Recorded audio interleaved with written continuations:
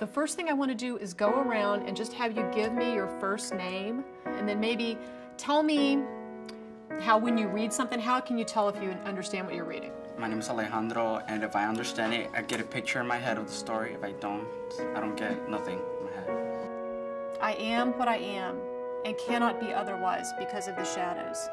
Do not reach out. You are a man and my very God. I love you, but do not put out your hand. It is midnight.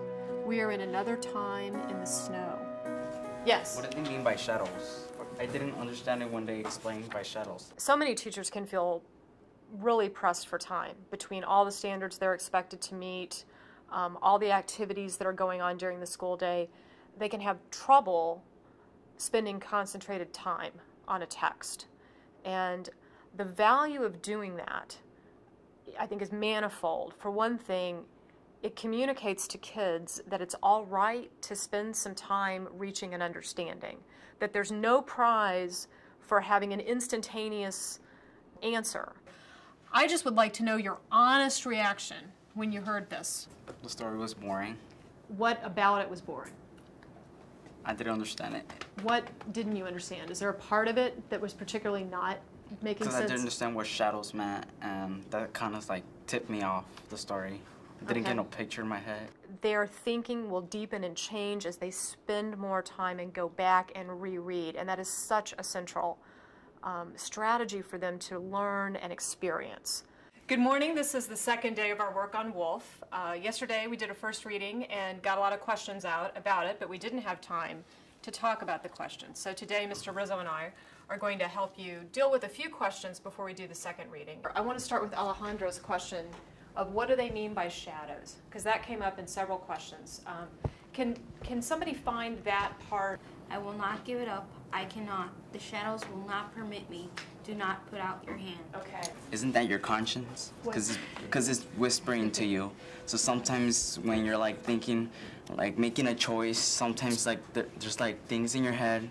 You feel like something's whispering to you, telling you what to do. Well, middle school kids are really on the cusp.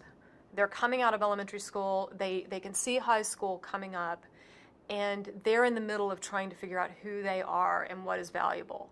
And I see shared inquiry as a way for them to start to wrestle with those ideas as they appear in text in a process that really values their ideas. Welcome back. Today's our discussion day. To start us off in discussion, I'm going to give you the focus question. So this is a really big question about the essay we've read.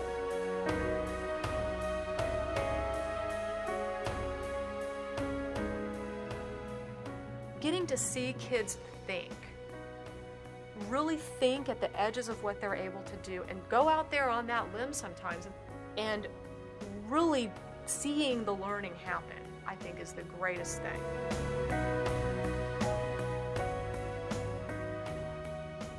Because on page 173 it says he picked up his bone, right? And if you were afraid of him, then you wouldn't pick up someone's bone that makes him mad.